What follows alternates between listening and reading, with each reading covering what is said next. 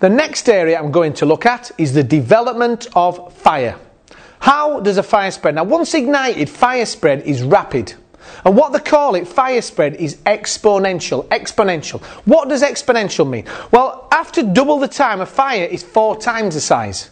It doesn't mean after double the time it's twice the size. Fires, because it's a chemical reaction, after double the time it's 4 times the size. That's what exponential means. And fire spread can happen in 4 ways. There's 4 ways that fires can spread. First of all, we have conduction. Then convection, radiation, and direct burning. That's the 4 ways fires can spread. Now let's go through these individually. First of all, conduction. If I had a metal bar in my hand and I heat it up in a fire, what's going to happen to my hand? Metal. Travels across. Some materials are good conductors, like metals. And what happens is the heat travels across because the molecules vibrate due to the kinetic energy, and it travels down. And the conduction is why fires used to spread around buildings. They used to have metal beams going all the way across, fire in one room, it'd heat the beam up, the heat would travel across and it'd spread the fire. So conduction is one cause of fire spread. And conduction is why, when you've got a door, if you see smoke under a door, you check the door. If there's no smoke, you feel for heat with the back of your hand. Yeah? Back of your hand. What you're feeling for is conduction. Any heat there, you don't open the door. That is conduction. The next one is radiation. Now, radiation is electromagnetic heat transfer from one body to another. It's the heat you feel in a fire. Now, radiation, can it travel through a vacuum? What do you think? Can it travel through a vacuum? Yes, of course it can. That's what we get from the sun. Radiation from the sun. Yeah, when you're sunbathing on your holidays, how long should you sunbathe for? How long do they recommend? 20 minutes, that's what they recommend. Is that what you do? 20 minutes? 10 minutes one side, 10 minutes turn over? What do people do? They lay there all day on the beach, don't they? They go up in the shower and they go, I burn myself. Yeah, what by? Radiation from the sun. That's the heat you feel. Now, radiation in a fire is inversely proportional to the square of the distance. Did you know that? Radiation is inversely proportional to the square of the distance. What does that mean? Well, if I'm 4 metres from a fire, 4 metres, and I'm getting 1 unit of heat, 4 metres, what will it be at 1 metre from a fire, do you think? At 4 metres, 1 unit of heat, what will it be 1 metre? Not 4 times, 16 times. You flip it over and you square it. What does that mean to you as a fire ward? I'll tell you what that means. If the heat's 16 times intense, when you get heat from a fire, don't go anywhere near the fire. That is what it means, inversely proportional. Now, how does radiation cause fire? Well, radiation causes fire spread, and it's the main cause of external fire spread. As you can see here now, radiation means fire from one area like this can travel through the glass and spread a fire from there. That's why you keep skips well away from buildings. You keep separation distances because of external fire spread and due to radiation. Now, the last cause of fire spread, the main cause of fire spread as well, is convection. Hot air rises and it takes with it all the heat and float and spume. Why? Why does hot air rise? Do you know why hot air rises? Because hot air is lighter than cold air. Air weighs something, you know. It does weigh something. Can you do me a favour now? Could you put your hands like that? Could you put your hands like that? Well, do you know the air inside your hands now? Does that feel heavy? Does it? Does it? People say to me it's hard to tell. I think that's my hands. Air does weigh something. If you went outside now and got all the air from 1 square kilometre, all that air, brought it in the room and put it in a bag, how much would it weigh? Have a guess. Do you know how much it would weigh? 10 million tonnes. Air weighs something. 1 metre cubed of air, ambient temperature, weighs the same as half a bag of sugar. That's the density of air, 1.2 kilo. If you heat air up at a fire, what happens? Expands, rises. That is convection. Convection is the main cause of fire, but it rises. That's why if you're trapped in a fire, should you jump in the air or get down low? You get down low. Why? Because hot air rises. And as you can see in this picture here, the hot air rises, the fire there, it rises, and that is the main cause of fire spread in buildings. Now, this chart here shows you the progress of a fire. Don't forget what I said before. Fire spread is exponential. Once induction's taken place in ignition, you get the growth period. And the fires will grow until it reaches what we call flashover. And a flashover is the transition from a localised fire to when the whole room goes up. So that's the fire growth then. And then it plateaus at the top. Plateaus when it's full growth. And then the fire starts to die out or decay. So that chart there shows you the progress of a fire. Now, a few things. What is the rule for someone on fire? If someone's on fire, what should you do? Well, the rule is stop, drop, roll. I had one guy, he said, stop, deck 'em, roll. I think deck 'em's a bit harsh. Stop, drop, roll, cover in a non-flammable item. Do not cover in a sheepskin rug. Do you know, if you're reading the first aid manual, it says in there, if someone's on fire, do not let them run around outside. Okay. Who's going to let them run around outside? Go on, off you go for it. Stop, drop, roll. Another one. What are the 2 golden rules when fighting a fire? Well, first of all, if it's not going out, close the doors and escape. In other words, only fight a fire really if it's safe to do so. And always leave an exit behind you. Wherever the fire is, you leave a door behind you. What you don't do is you don't go into a room, there's a fire, walk in the room and let the fire trap you in the room. Always make sure there's an exit behind you. What happens if you burn yourself? If you burn your finger, how long should you cool it for? Do you know they've increased it now to 20 minutes? Do you do that? If you burn your finger, do you stand at the door? Do you know what people do? They burn the finger, they put it under a tap for 18 seconds, give it a kiss, that'll do me. It's still throbbing. 20 minutes. Cool it under a running tap. Now, Christmas trees. Do you have a real Christmas tree at Christmas time? Are you a real person? Or an artificial Christmas tree? Did you know a real Christmas tree, a 6-foot real Christmas tree, if ignited by a dodgy light, will give off a 16-foot flame? How high is the ceiling in your house? And don't say 16 foot to me. I'm going to show you some video footage now. This is a real tree, real time, not fast forwarded at any point. Watch this. That is how flammable a real Christmas tree is. That is how flammable it is. The bunny gets it. Now, I'm only joking. No animals were injured in the filming of that footage. That is real time. And you know, I've always had a real Christmas tree, always, until I saw that video footage. I've always had a real Christmas tree. That is real time flash over. 30 seconds. It's going to show you it again now with a clock, the bottom corner. Watch this. There we are, seconds. That is real time. I was on a course, I showed them that video footage and someone said to me on the course, that's a real Christmas tree. I said, yeah. They said, my friend has a real Christmas tree at Christmas time and she still puts candles on it. She said, should I tell her? Should you tell? Should you? No, I'd keep it a secret from her. Should I tell her? Is she your real friend? Are you in the will? Of course you tell. Give me an email address, I'll send her the video footage. That is a real Christmas tree. Be very, very careful with real Christmas trees. When they dry out in a central heated house, it is the worst thing you can put in your house. Now, if you see smoke under a door, do you open the door? Do you open the door? No. Why not? Backdraft. Have you seen the film? Good film? This video I'm going to show you now is a backdraft. Smashes a window to gain entry, smoke comes out, bang. That is a backdraft. What is burning there? What's burning? It's the smoke. It needs oxygen to burn. He smashed the windows, let the oxygen in. It needs the oxygen, it burns. Smoke is a flammable gas. Now in this building here, they're burning wood. That's all they're doing, they're burning wood.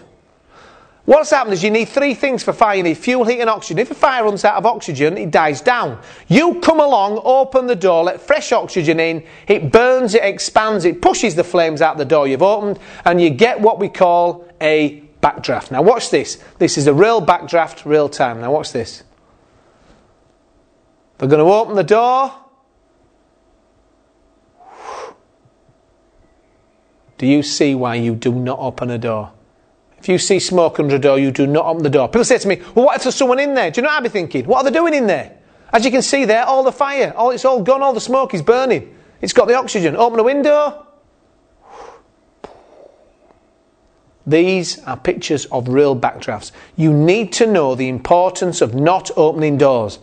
People do not realise how dangerous it is to open a door if there's smoke there. If you've got a potential backdraft, there we go again.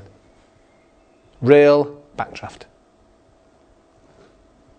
Now, do you switch off your mobile phone when you go to a petrol station? Do you switch it off? Do you think a mobile phone is likely to cause an explosion at a petrol station? Likely. Well, actually, no, it isn't actually. It is a bit of a myth. Now, it is possible, you know, the battery could spark or dry day, humidity, cause static. It is possible, but actually it is a bit unlikely.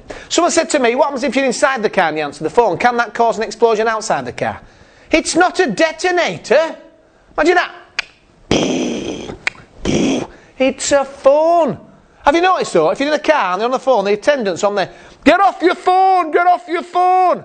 So you should say to them, it's a phone, it's not a detonator. It's impossible to cause an explosion from a mobile phone while you're inside the car. Do you know what I think a lot of it is? You're not concentrating. Say you're filling your car up now with petrol, and your phone goes, what do? Oh, my phone. Yeah. Hello, Mum. Yeah, what you do? Oh, sorry. Yeah. You're not focused on the job. Do you know what's most likely to cause an explosion at a petrol station? Static electricity. That is more likely. Static electricity. Are you prone to static? Some people are prone to it. Some people are always static. In the fire brigade, we call you sparkers. My mate, his wife Julie, is a sparker. If she hoovers, she's live. You know, he's static, she's live. And he said one day, he went to her, he said, give us a kiss, love. Went to give her a kiss. Bang! He got a spark off her lips. And he said it really hurt him. Now he's frightened of his wife. When she comes near him, he's got a metal pole and he earths her first. What I'm going to show you now is video footage of a petrol station, CCTV footage of someone filling a car up. Now watch this. This young person here is going to fill a car up with petrol. This can only happen with petrol, by the way, not diesel, because petrol's got a low flash point. Now, she's going to fill the car up, she's put it in, she's left it running, she's gone back in the car, she's moving her bum around on the seat. What's she creating? Static. When she comes out, she straightens her jumper out. What does that create? Static. If you want to look away now, that was caused by static electricity. Now, let's be honest with you. Now, she just pulled it out there. She was actually very calm there, wasn't she? Should she have done that, really? What should she have done? If that happened to you, what should you do? I'll tell you what you do, mate. You run. You run, you shout for assistance to come out there, cover your car in powder and isolate the pumps. She was lucky, but she was very calm. Do you know the only way to guarantee that doesn't happen to you? If you're a sparker. Do you know what you should do? When you get out of the car at a petrol station, as soon as you get out of the car, before you do anything, touch the floor. Just touch the floor. Someone says to me, you look a right idiot doing that. No, you don't. What you do is you touch the floor and you go like that. Static. Can you imagine that, an attendant? Someone gets out of the car, touches the floor, they tend to go, hey, there's a crazy person on pump 3, he's just touched the floor and he keeps saying patic. I'll tell you what, they won't charge your pump. That can't happen in this country, why not? You can't leave the pump running. So don't worry, that can't happen. That was in America, they left the pump running, that can't happen. The next thing and the last thing that I want to talk about is fire extinguishers. Now, first of all, what information do you get on a fire extinguisher? Now, as you can see here, first of all, on the extinguisher there, you'll have a plastic seal on there with a pin. That's the first thing you'll have, is a seal and a pin. Then you'll have a contents gauge. This will tell you whether the extinguisher's full or not. What you'll find is in the middle is the green segment, and in that green segment the needle should be in there if it's pressurised. So they'll have not all extinguishers have them, because not all extinguishers need them. CO2 extinguishers will not have pressure gauges because they're liquefied gases and they're always at 56 bar. The gauge does not indicate how much is in there. But most extinguishers will have this gauge. Then you'll have the type of the extinguisher so you can read it, powder, yeah? And then you'll have the method of operation, and I will come on to this, how to operate a fire extinguisher. So it'll tell you the method of operation, it'll tell you the class of fire which is safe to use for, whether it's A, B, C, D or F, and it should tell you the service maintenance date. In other words, when was it last serviced? This should be done every year by a competent person. That's what it should have on there. Now we come on to the practical session. In this session I'm going to show you how you check a fire extinguisher and how you operate them. Red extinguisher with a red label is water. How do you check a water extinguisher in your workplace? First of all, you have to check if it's got a seal. There's always a seal somewhere. If the seal is broken, as far as you're concerned, it's empty. Then you check the pin. Has it got a pin? Is it intact? Seal, pin. Then you need to check a gauge. Most extinguishers have a gauge, and in the gauge there's a green segment. The needle has got to be in the green. It will go up and down depending on temperature conditions, but it's got to be in the green. So it's the seal, the pin, the gauge. Check any hoses to check for any signs of physical damage. Have a good look at the extinguisher to make sure it's in good condition. Any doubts, make it unserviceable. And you should also check it's got a label on it saying it's been checked within the last 12 months. Generally, user checks it every month, but a competent person must come out every year and make sure they fill the label in, say it's been checked within the last 12 months. And then the last check I do recommend is give the extinguisher a feel. Check it. Red extinguisher, cream label, is a foam extinguisher. How do you check a foam extinguisher? You need to check the seal. Make sure there's a seal. You need to check the pin. Make sure it's in place. The gauge. Make sure the needle is in the green. You do a general check of the extinguisher to make sure it's in good condition. You check the hose, and you check the label to make sure that the extinguisher has been checked within the last 12 months. Now this is the 2 kg CO2 carbon dioxide extinguisher. CO2. How would you check a CO2 extinguisher? Well, similar to the other two. First of all, you still got to check a seal. And you still got to check there's a pin in place. Now, as you notice, a CO2 extinguisher does not have a gauge. And the reason is CO2 is a liquefied gas. If you get a CO2 extinguisher and you do that, that's in liquid form. Because when you pressurise CO2 to 56 bar, it liquefies, and that means it gets more in. So a gauge on here would not tell you how much is in there. That's why they have to wait. So you're not going to find a gauge on a CO2 extinguisher. So you check the seal, the pin. Big thing with a CO2 extinguisher is checking the horn. You've got to check the horn. Make sure this is not damaged anywhere across it. Any damage on this horn, it's unserviceable. And a key thing is make sure the discharge horn stays in the position you require. If that goes loose and drops down to the bottom, it's unserviceable. Sometimes you can tighten up the nut, but if that does not stay in the position you require, it is unserviceable, and that is a critical thing to check on this extinguisher. This is a 2 kg dry powder extinguisher. How do you check a 2 kg dry powder? Check the seal, make sure it's got a seal first of all. Then you check the pin. Then you check the gauge, make sure the needle's in the green again. General overall check, and then you check the label to make sure it's been checked within the last 12 months. That is how you check a 2 kg dry powder extinguisher. That covers how to check the fire extinguishers. Now I am going to show you how you operate fire extinguishers.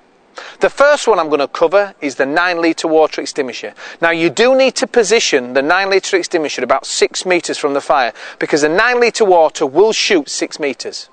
How do you operate them? Let's look. You need to remember the word pass. Pass. P is pull. A is aim. Where would you hold the hose? I get people on my courses sent off like that. You hold it an inch from the end. Aim. S is squeeze, and the second S you sweep from side to side. Watch this. Make sure you aim at the base of the fire. The next extinguisher I'm going to go through is the 6 litre foam extinguisher. And the type of foam in this extinguisher is called AFFF. And that stands for aqueous film forming foam. It forms a film on top of the fuel. How do you operate these fire extinguishers? Well, the word pass. P is pull. Now when you're pulling, sometimes it's hard to come out. Make sure you use a thumb as a bit of a lever to give you some leverage, yeah? Pull. A is aim. Hold it about an inch from the end. S is squeeze. Squeeze it down. And the second S you sweep.